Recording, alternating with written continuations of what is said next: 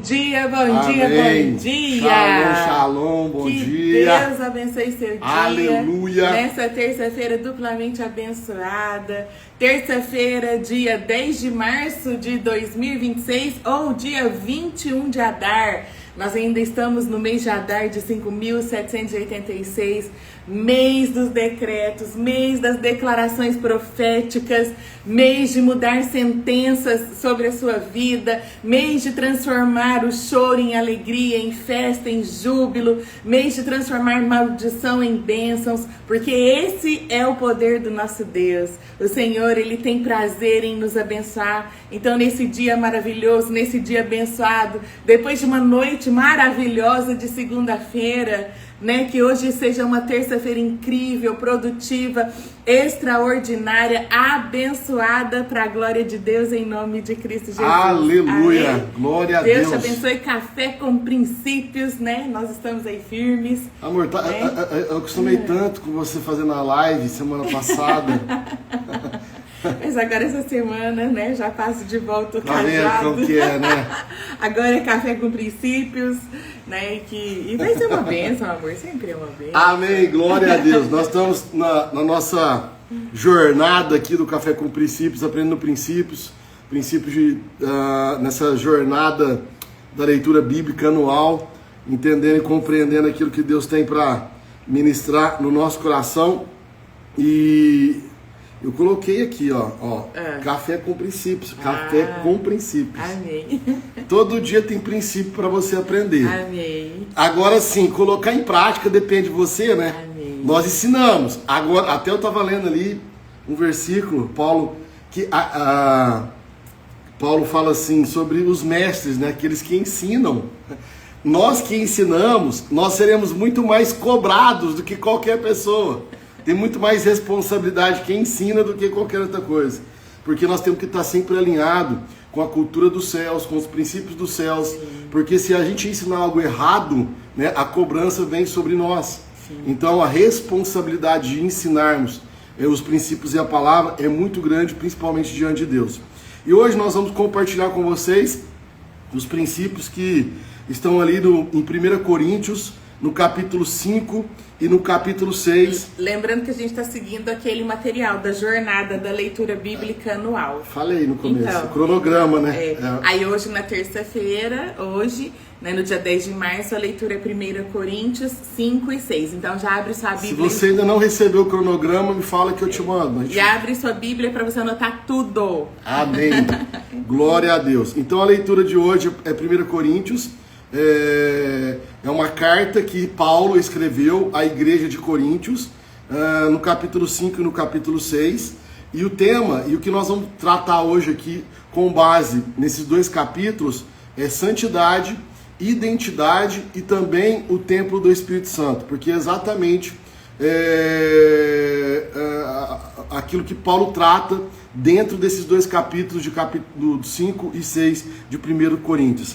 Então aqui, Paulo ele já começa confrontando, né, a igreja devido a um desafio, vamos falar assim, um problema sério que eles estavam enfrentando dentro da... Quando fala de igreja, deixa eu explicar para vocês. Então nós temos que entender assim, carta à igreja de Corinto.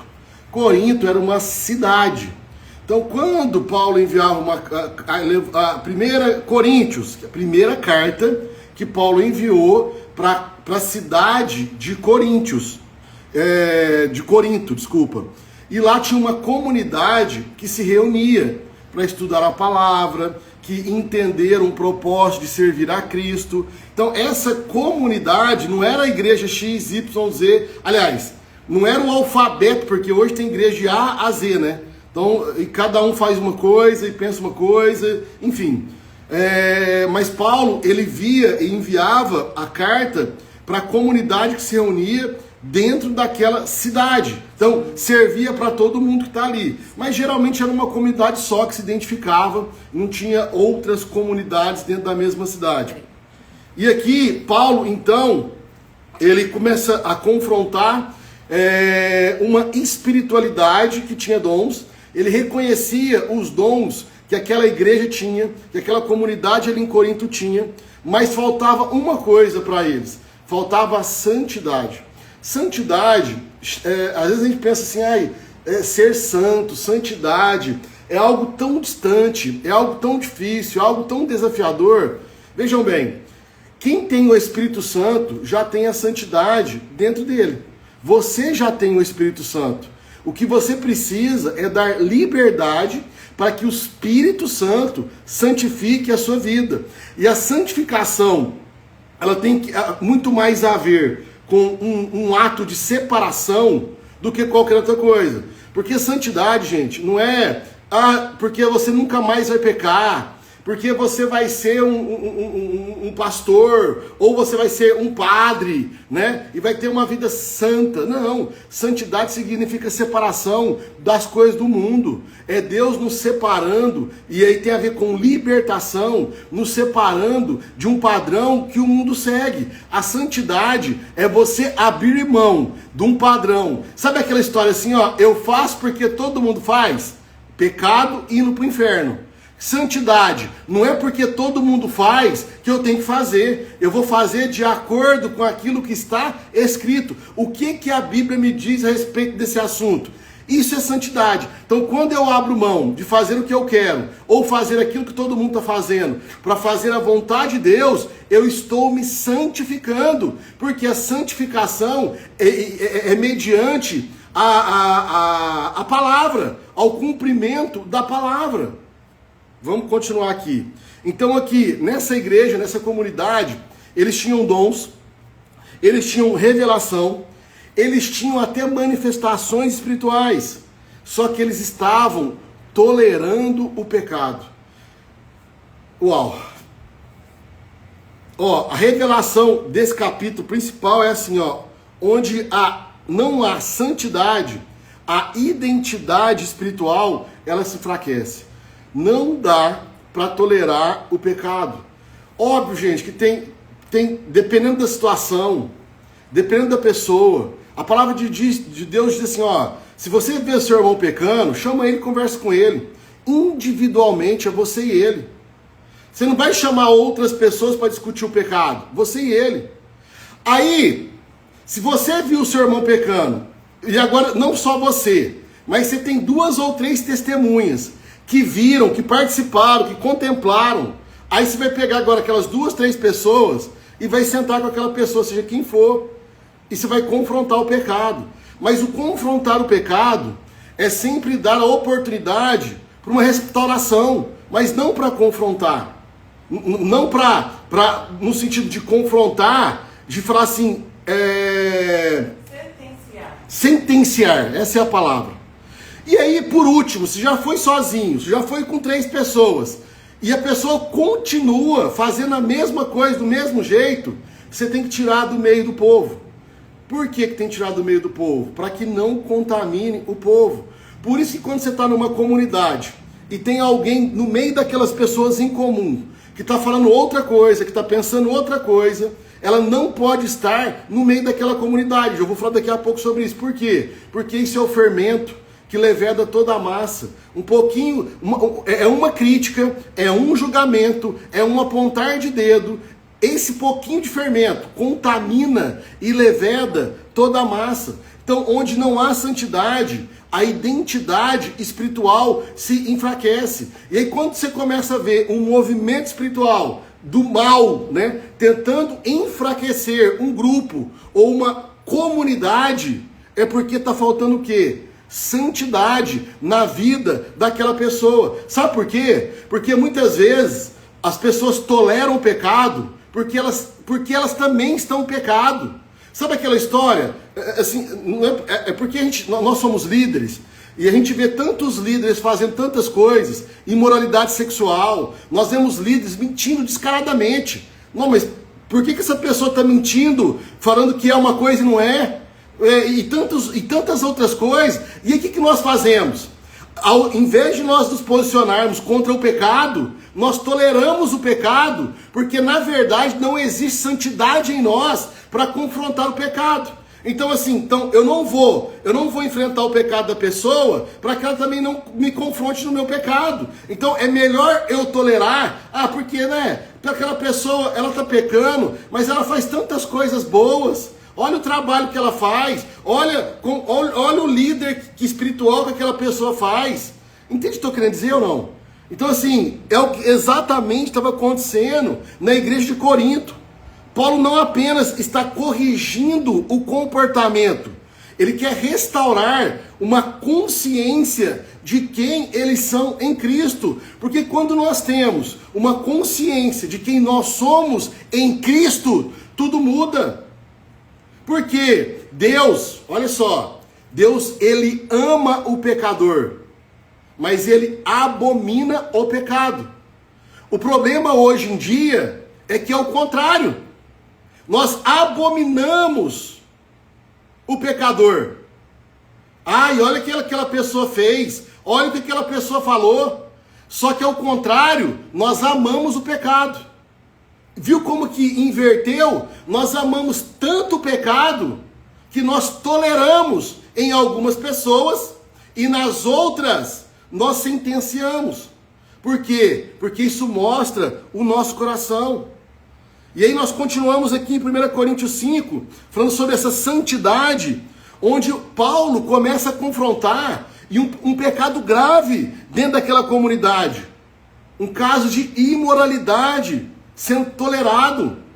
Um filho ficando com a esposa do pai. Provavelmente era o segundo... só para entender o contexto. Provavelmente o pai casou, era o segundo casamento de um pai. O filho desse pai estava tendo um relacionamento sexual com a esposa dele. E a igreja sabendo de tudo isso, a comunidade sabendo de tudo isso, todo mundo vendo e todo mundo fingindo que não estava acontecendo nada.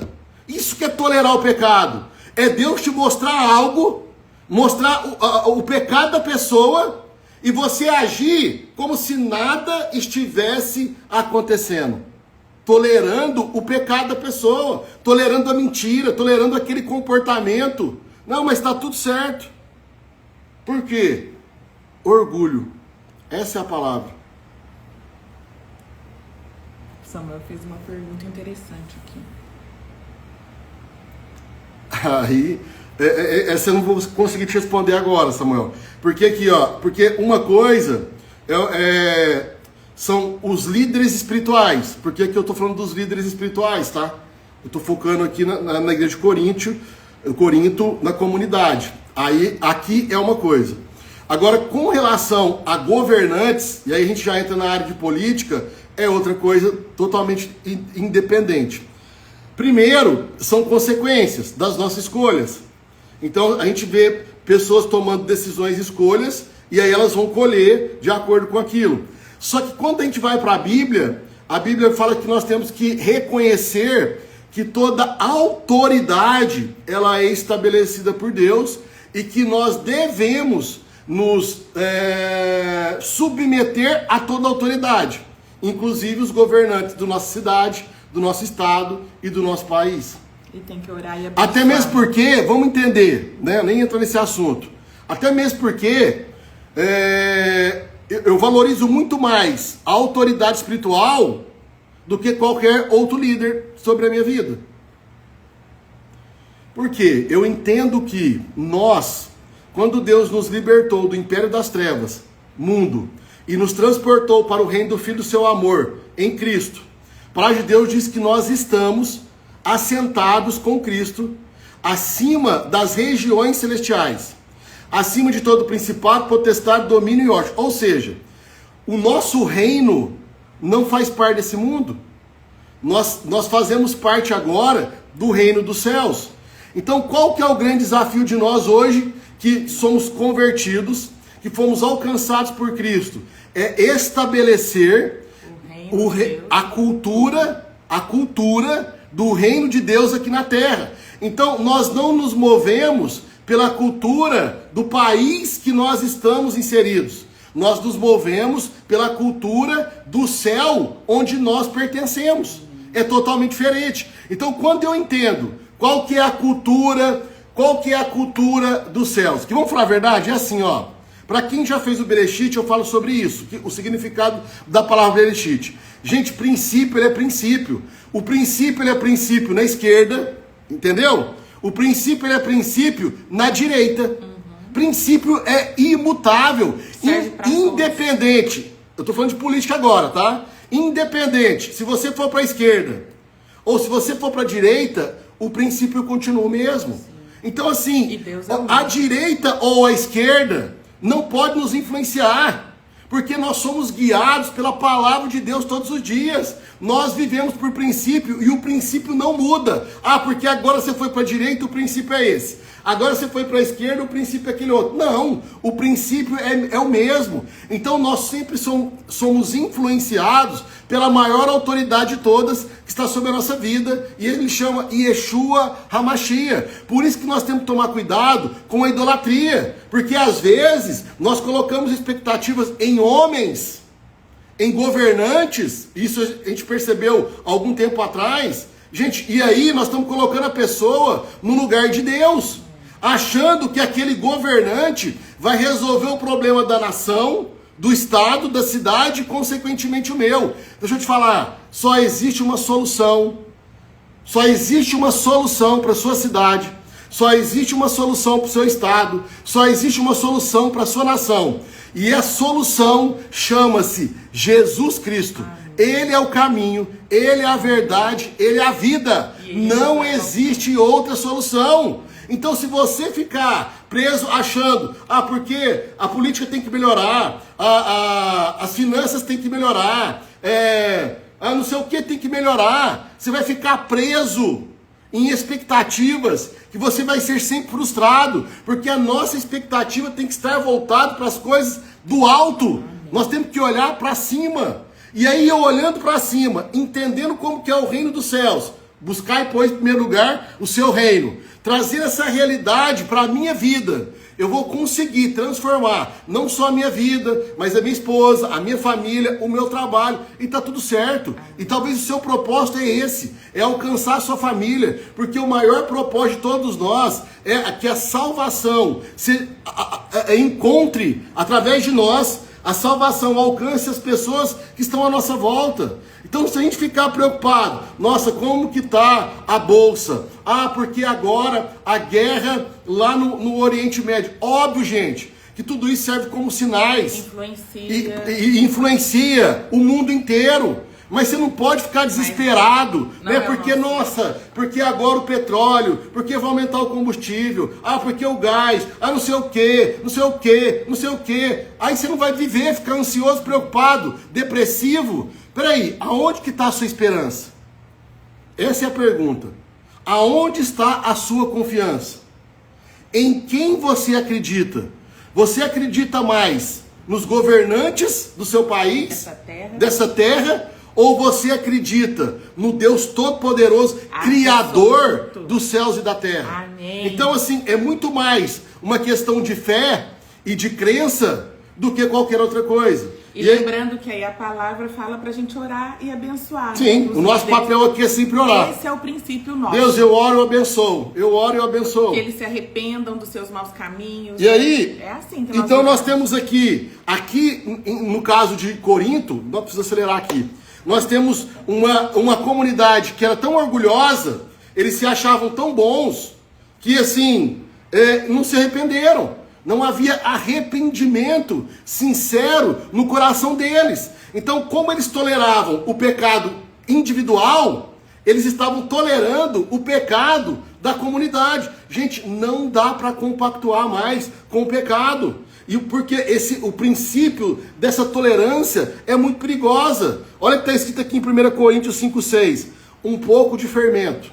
Um pouco, é só um pouquinho. Para quem faz pão, igual a Cíntia, gente, é só um pouquinho de fermento. É só um pouquinho de fermento que vai levedar toda a massa. Agora você imagina se você colocar um fermento estragado. O que vai acontecer? Vai perder tudo. Então, na cultura bíblica, o fermento, ele simboliza influência. E qual que é o princípio? O pecado tolerado hoje se torna uma cultura amanhã. Aquilo que você poder estar tolerando hoje vai normalizar amanhã. Porque isso que é cauterização da mente que Paulo fala nos últimos tempos. Cauterizar a mente é normalização do pecado. Aquilo que você não tolerava antes, hoje para você já é normal. Nós toleramos, por quê? Porque nós estamos convivendo com o pecado, nós continuamos pecando, achando que tudo é normal. Nós não estamos perdendo a consciência do arrependimento. Quando a igreja normaliza aquilo que Deus confronta, ela perde a autoridade espiritual. Nós estamos perdendo a autoridade espiritual porque nós estamos normalizando aquilo que tem que ser confrontado. Paulo continua dizendo em 1 Coríntios 5,7, lançai fora o velho fermento, tem que lançar fora, tem que sair de perto. Isso não é apenas disciplina, é uma proteção espiritual. Santidade não é religiosidade, é a preservação do ambiente espiritual. Mas essa preservação é primeiro em você, é na sua vida, na sua mente. Porque você foi chamada para refletir o caráter de Cristo. É o caráter de Cristo. As pessoas têm que olhar para nós e ver Jesus na nossa vida. Ver Cristo na nossa vida. E aí nós entramos para a questão do princípio da nova identidade, onde Paulo fala assim, ó, Cristo, a nossa Páscoa, que foi sacrificado por nós. E aqui nós estamos falando do conceito da redenção. Porque quem foi redimido, o que é ser redimido? Ser liberto, você foi. O que é ser redimido? É ser salvo. O que é ser redimido? É ser resgatado. Porque quem foi redimido vive uma nova realidade. Deus está te chamando para viver uma nova realidade. E aí quando nós falamos de graça, igual Deus falou para Paulo, minha graça te basta. Mas deixa eu te falar uma coisa. A graça não é licença para você viver pecando. A graça é poder para você viver uma nova vida. Isso que é a graça. E aí nós entramos dentro do capítulo 6, que fala sobre identidade e honra ao corpo. Qual corpo? Ao corpo de Cristo, que você pertence. E aí Paulo confronta outra situação. Irmãos, cristãos, levando conflitos uns com os outros, nos tribunais, na justiça dos homens. Aí ele fala em 1 Coríntios 6,5, não há entre vós alguém sábio para julgar? Por isso que na multidão de conselhos há sabedoria. Você tem que falar com a pessoa certa. Porque se você falar com a pessoa errada, ela vai te condenar. Ela vai te prejudicar.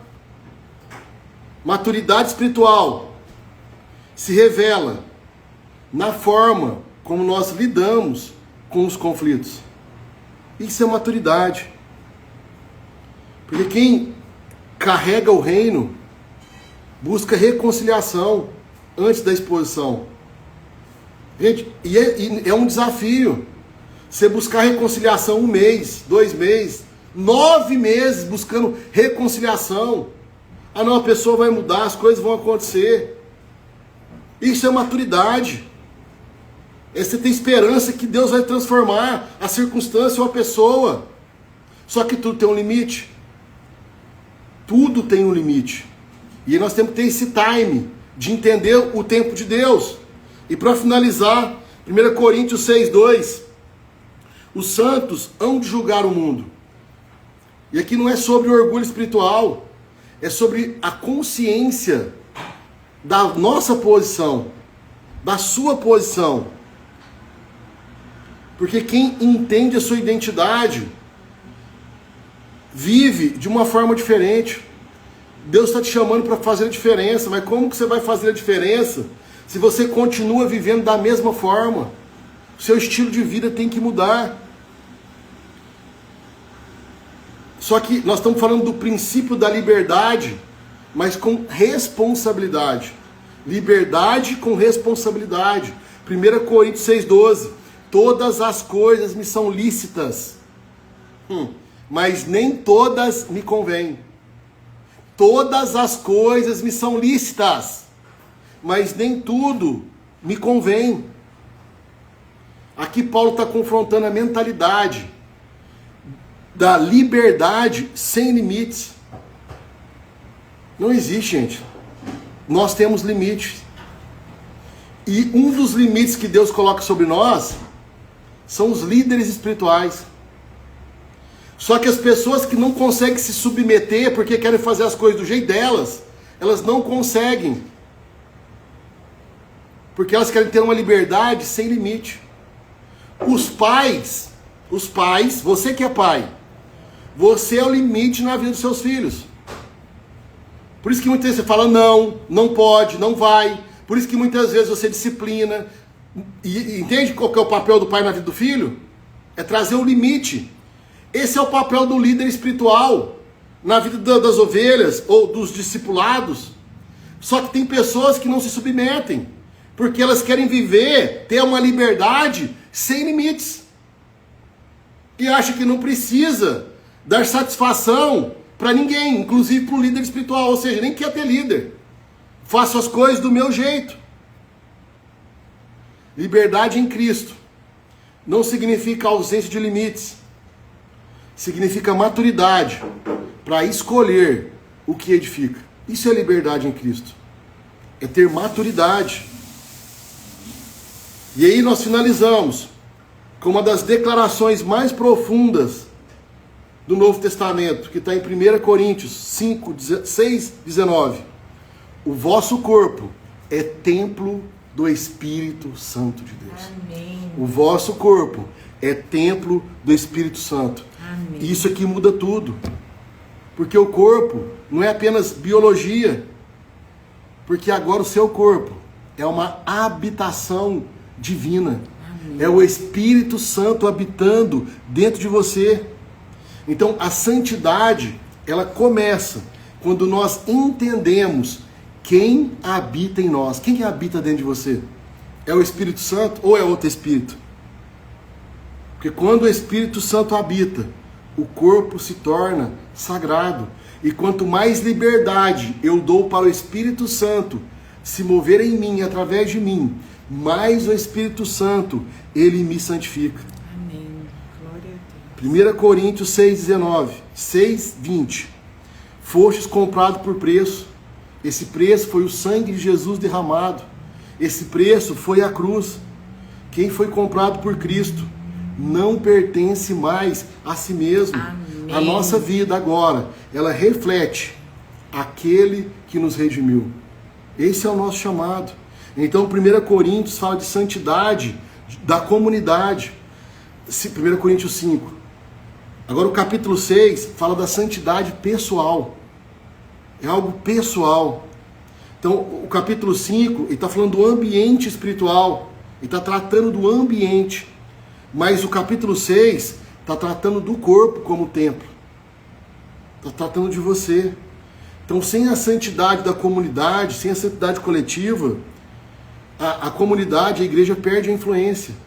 Sem a santidade pessoal, o templo, que somos nós perdemos a honra.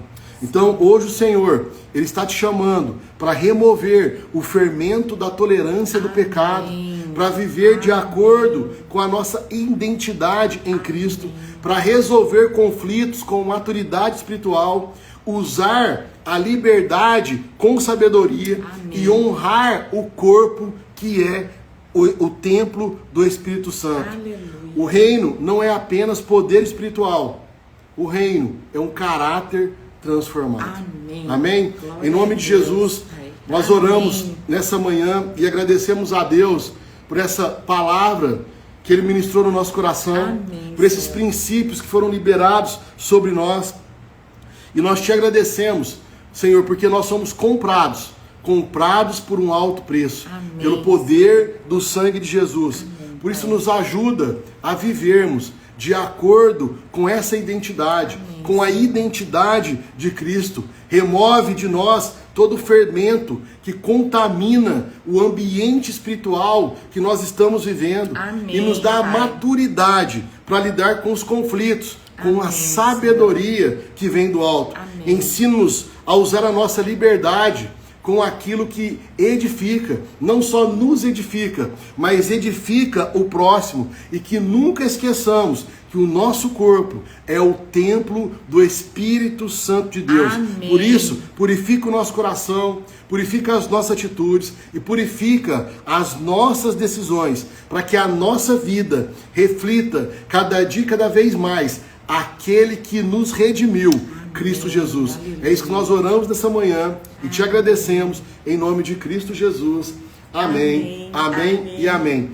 E hoje à noite nós temos uma aula especial às 20 horas. Sim. Não sei se vai ser no Zoom, se vai ser aqui no Instagram. Nós vamos resolver e vai te avisar lá no A grupo. gente manda o link. Tá? 8 horas hoje de novo, terça-feira duplamente abençoada. Uma aula especial. Nós vamos vir hoje. com uma aula especial aqui, trazendo um entendimento especial para vocês. Que Deus te abençoe, que tenha uma terça-feira duplamente Amém. abençoada para a glória de Deus, em nome de Cristo Amém. Jesus. E até mais tarde. Beijos!